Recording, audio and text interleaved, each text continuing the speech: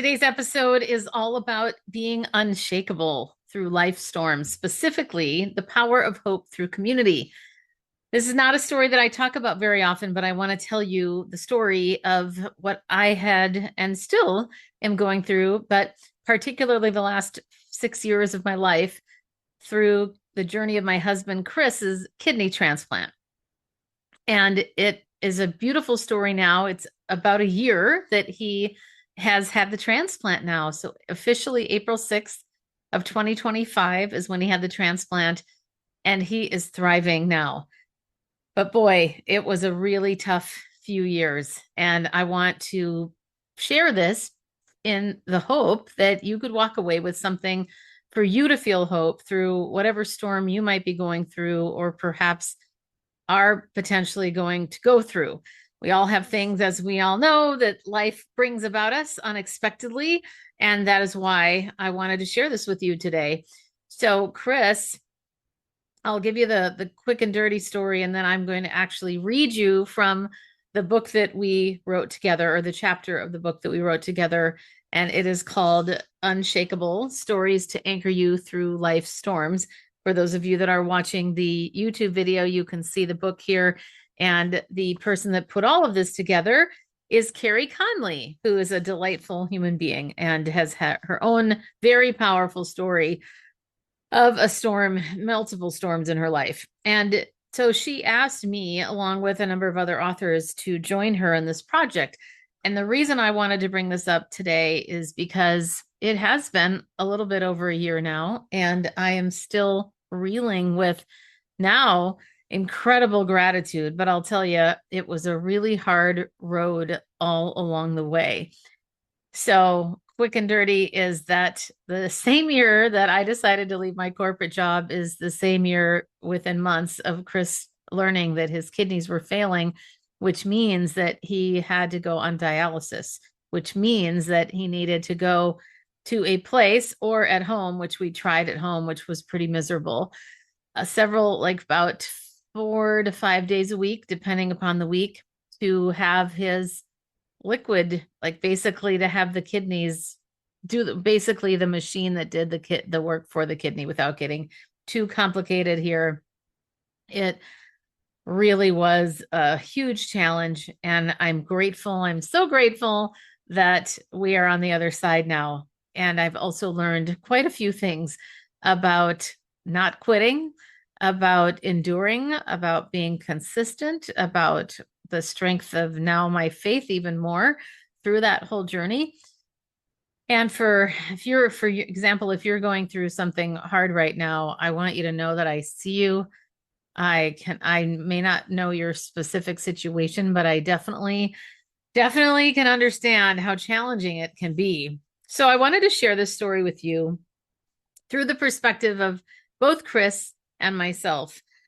And we decided to call this chapter The Power of Hope Through Community, because our big lesson through all of this is how much our community, particularly our church community, but also friends and even strangers, people on LinkedIn that I reached out to, because I've been very public about this journey over the years, how many people came to our aid in ways that just surprised me, in ways truly that baffled me, that I marvel at to this day.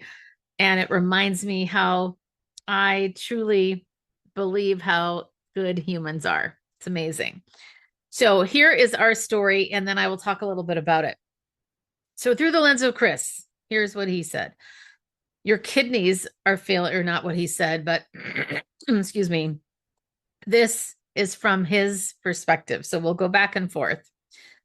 Your kidneys are failing rapidly, the doctor said, his voice measured but grave. We need to start dialysis within a few months. The words hit me like a physical blow.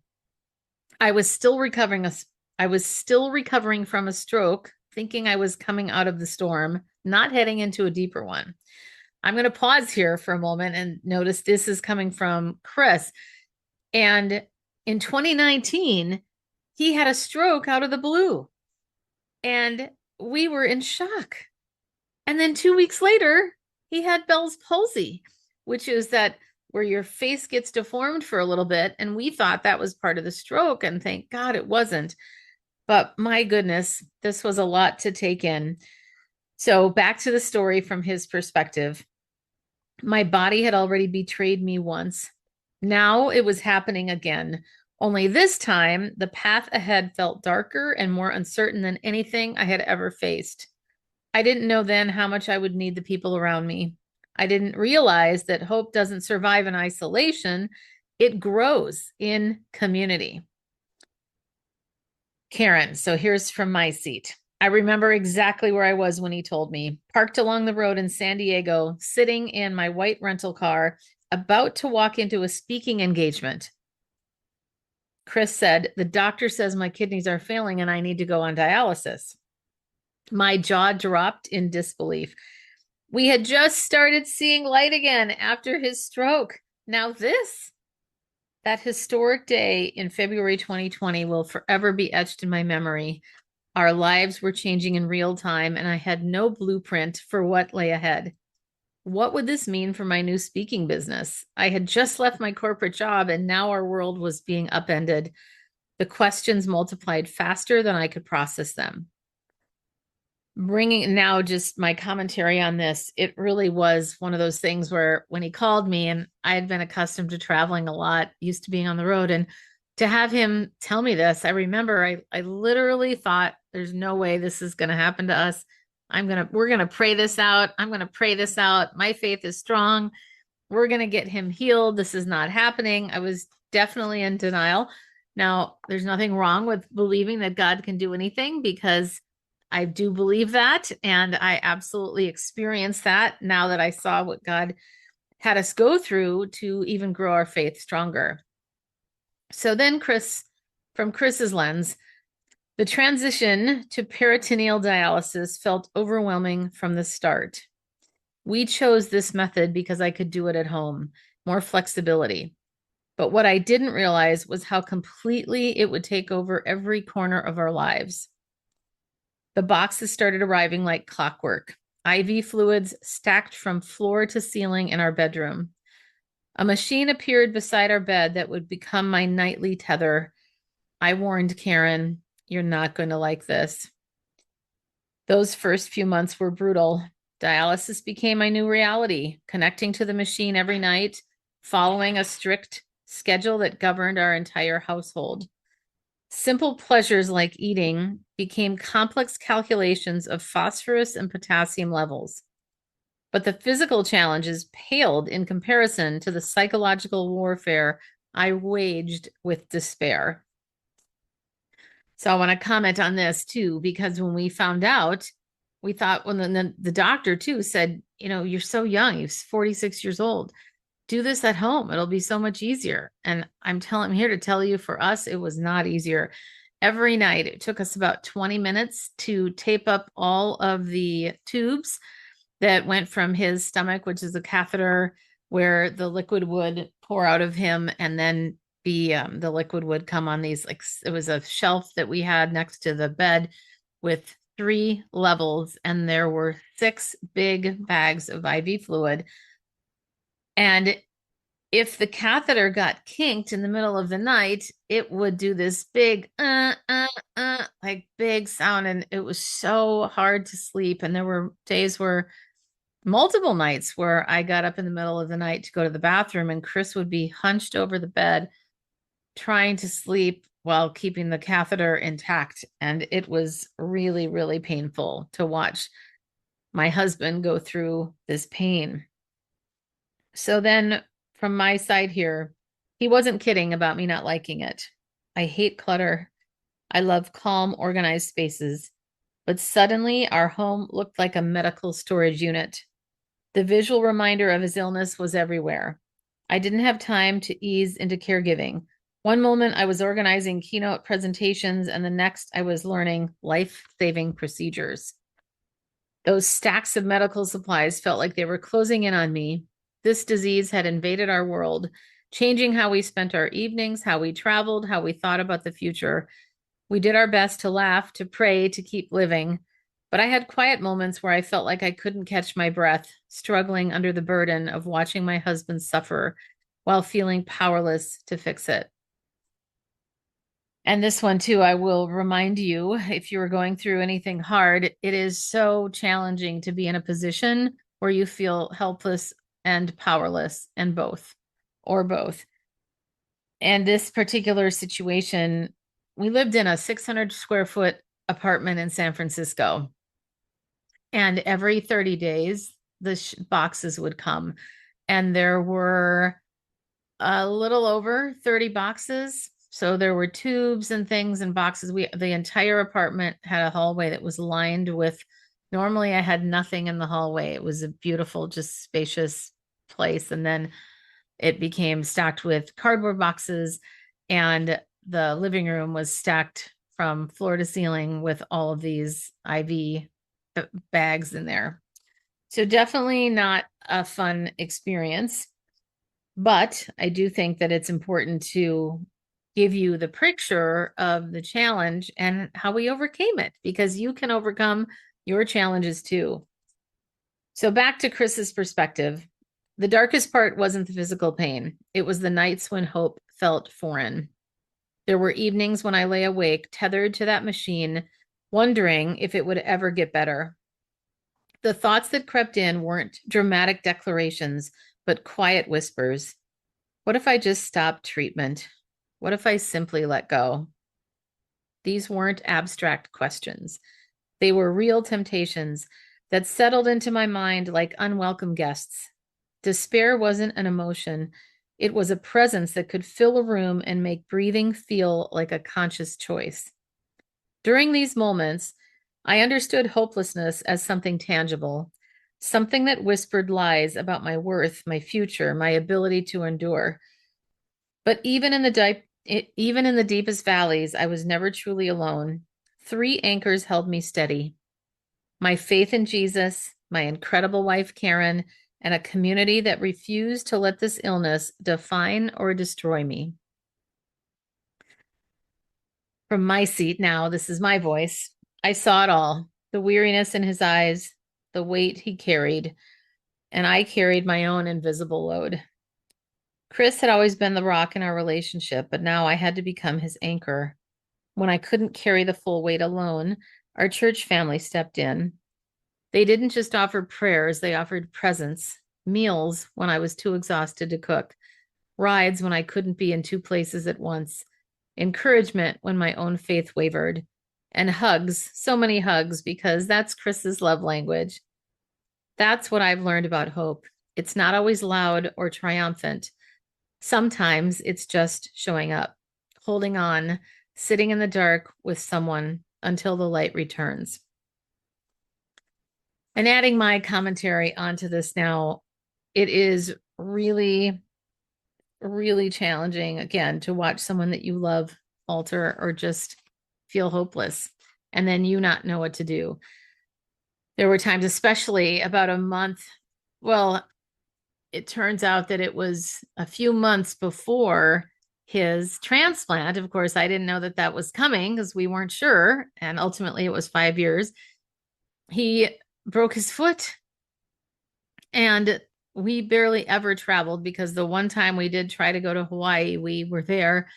And believe it or not, while he was in the middle of his dialysis treatment on the road, the rain came and the roof started leaking at the dialysis center. It's not funny, but it's just so crazy how things happen. And he looked like the Stay Puft Marshmallow Man, because if you're not aware of dialysis and what it does, it's basically you cannot urinate, and there's no way then for your blood to be cleaned like the kidney does for us. And so if you drink too much fluid or eat too much fluid in foods like lettuce, gravies, ice cream, whatever it might be, fruits, then you cannot sustain that. Your body can't handle that. And so we had to fly home a day early, or he would have had to go to the emergency room there to get dialysis done, which was on a different part of the island. It was miserable to see him just barely be able to hang on. So thank God we got him home and did emergency dialysis when we got home. So again, from Chris's standpoint here, one moment stands out like a beacon. April 6, 2020. I had just undergone surgery to have my dialysis catheter implanted. So this was in the very beginning, a procedure that made the reality undeniably permanent. Karen was driving me home, and I sat quietly, feeling defeated and emotionally drained. But as we turned the corner onto our street, I saw something that stopped my breath. Dozens of people lining our sidewalk, holding handmade signs, clapping and cheering. My church family, neighbors, and friends, they had gathered for a declaration. They were announcing to me, to the neighborhood, to the universe itself, that this disease would not define me, would not defeat me, would not have the final word in my story. In that moment, I understood something profound. Hope isn't always something you feel. Sometimes it's something other people feel for you until you can feel for yourself again.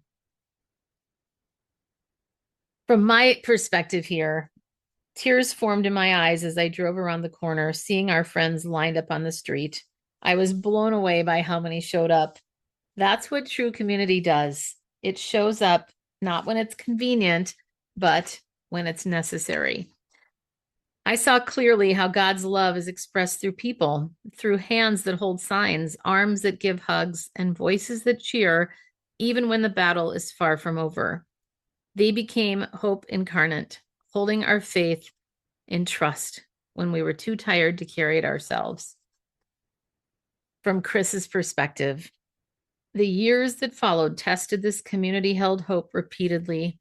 There were setbacks, complications, and moments when waiting for a kidney transplant felt unbearable. But through every valley, they remained constant. My church family understood that hope requires maintenance. It needs to be tended by people who believe in your tomorrow, even when you can't see past today. They prayed when I couldn't pray, believed when I couldn't believe, and held on to my future when I could only focus on surviving the present moment. Karen became my North Star. She didn't just stand by me. She stepped into the darkness with me, carrying light when I couldn't see my own hand in front of my face. Her love wasn't the romantic kind celebrated in movies. It was the fierce, determined love of someone who refuses to let you disappear into despair. And everybody here, let me tell you, from my perspective now, Karen, this was one of the most challenging times of my life. And it is so true that so often what I see in life, and I'm sure you have too, is people wanting to help, to fix, to solve. And I think it comes from truly wanting to help. And yet, most of the time, we can't help somebody else go through their journey. They can only go, well, we can help them, but we can't make them change. And what I have found in my journey with Chris is that, and his challenges, is that being present is the greatest gift of all. So now back to me in the story. Those 5 years tested both of us in ways we never imagined. There were nights when I heard the desperation in his voice. I don't know if I can keep doing this. Instead of trying to fix him or offer false reassurance, I learned to simply stay, to hold him, to remind him, you're not done. You are still here, and I'm not going anywhere. Our community echoed that same truth week after week, year after year, becoming a foundation beneath us when everything else felt like it was collapsing. And here's Chris's piece.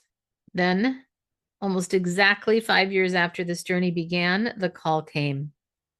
It was 10:31 p.m. on Saturday, April 5th, 2025. We have a kidney for you. Would you like it? After all the waiting, all the prayers, all the nights when hope felt impossible to grasp, my miracle had finally arrived. At 4:15 a.m., we drove to the hospital and had a successful surgery a few hours later. I named my new kidney Rocky because this journey was a fight, not just for life, but for hope, for joy, for meaning. The gift came with a profound understanding of sacrifice. My kidney came from a deceased donor, someone whose family transformed their deepest grief into someone else's greatest hope. This stranger's sacrifice became my salvation, a truth that carries both profound gratitude and weighty responsibility. And then the last few sentences we wrote together. As we write this, months into new life with Rocky, we're struck by how hope revealed itself through this entire journey.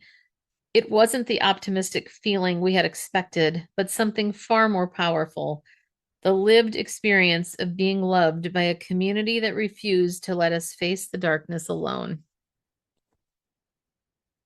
So I want to remind you, if you are going through something that feels hopeless, there is hope. There's always hope. You can find hope. And I know it may sound, especially when you're in the midst of it, it may feel and seem hard to believe, but it has been a marvel to watch this whole experience with the transplant. And I didn't even mention that I initially was a match for him. And I was so excited to donate. And then he was on and off the list because his weight would go up and down, usually up, unfortunately. And then he was off the list because of that. So it was on again, off again. And I heard God twice tell me in the most uncanny situations, just when I was doing something else in life. I was not even praying each time, but God just impressed it upon my heart that I heard him say, I will provide the sacrifice of the kidney. And in each case, he was sharing with me, or what came to mind is the story of Abraham bringing Isaac to the altar to sacrifice him. And if you're not a Christian, this might seem kind of weird. So I can understand that for sure. But I will tell you, there is nothing that I've never experienced anything like it, where, frankly, I was just in Minnesota one day, staying in my mom's bedroom after she had passed, with family was there for the summer. And I was folding up a blanket. And that's when I first heard him say, I will provide the sacrifice. And I'm thinking, what? Okay. I didn't really pay too much attention to it because it seemed sort of weird and out of context, but it did strike me as unusual. Well, about a month and a half later, I was driving back in the Bay Area, turned on the radio, which I don't normally listen to in the car. And we had just been on a road trip to Sacramento, so the radio stations were off. And when I turned on the radio, I heard a preacher talking. And I'm not a big fan of listening to preachers on the radio, to be honest. So I started to turn it off, and then something said, wait. And so I waited. And the preacher was talking about the story of Abraham bringing Isaac to the altar. And I heard a second time, I will provide the sacrifice. And this was one of the hardest things to do, is to go to my husband and tell him. I mean, for me, it was exciting because I thought, oh my gosh, I heard from God and he said he'll provide the sacrifice. Well, that was a few years ago when we were in the thick of it. And it was very hard to tell my own husband that I was not going to be giving my kidney to him. And that was a very hard thing for Chris to receive. But as a man of faith, he believed. He said, well, if that's what God told you to do, I'm obviously really challenged by this right now, because it's a gift I thought I was getting and now I'm not, from you. So that was also an emotionally tough time. So a lot of times I bring this up because we can't always control what other people or situations or God is going to do. I mean, frankly, we can't control anybody but ourselves. Let's just call a spade a spade.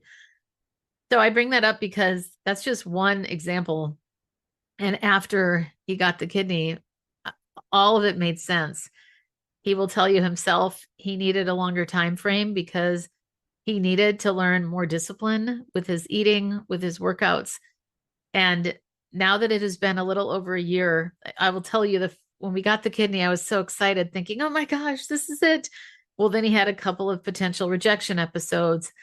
And I thought, oh my gosh, do you ever arrive? Like, can we, it just, we still had a lot of challenges with his medications and things. And I remember thinking, I guess this is as good as it gets. I'm grateful he has the kidney. But I was so in the moment. And then probably about 8 months after he got the kidney, things really started to kick in. I mean, if you can imagine, a kidney or any organ for that example, for that matter, has to have some time to acclimate into a body that's completely foreign. And in fact, right before he got the operation, the surgery, I was praying about I was praying with him about the surgery, and I had this surge of a moment. It's hard to describe in words, where I imagined all of his, excuse me, I imagined all of the organs in his body were welcoming Rocky, going, Rocky, so glad you're here. And it brought me to tears because I was thinking about how wonderful it is when you imagine all of this happening. And for me, it just felt, I've always taken a great value in making people feel welcome and comfortable. And it really was a fun thing to imagine. And so now Rocky is fully acclimated. It seems like they're all getting along in there. And Chris is absolutely thriving. He is working out. He is eating better. His faith in God is stronger than ever before. And it is really a remarkable miracle. It is an absolute miracle. So if you're waiting for your miracle, keep waiting, keep persevering, keep taking action, keep those prayers going, because God listens and God cares deeply about you. Whew. So I know this is a little bit of an unusual episode compared to my typical communication tips, but I felt moved to share this. I felt moved because we're all going through something. We're all going through something. And I completely want to wrap my arms around you and say, it's going to be okay. You're going to move forward and move ahead related to whatever is happening for you. And if you don't have anything major going on right now that's a hardship, then I would say continue to be so grateful that things are going well for you. And on that note, I'm going to say goodbye. And as always, I want to remind you to please do a review if this podcast has served you at all. It would mean the world to me. And it also helps more people know where the podcast is. And I will be back next time with communication tips to help you speak up and stand out. All right. Have a great day, night, morning, whatever time of day it is for you right now. Be blessed, and thank you as always for tuning in.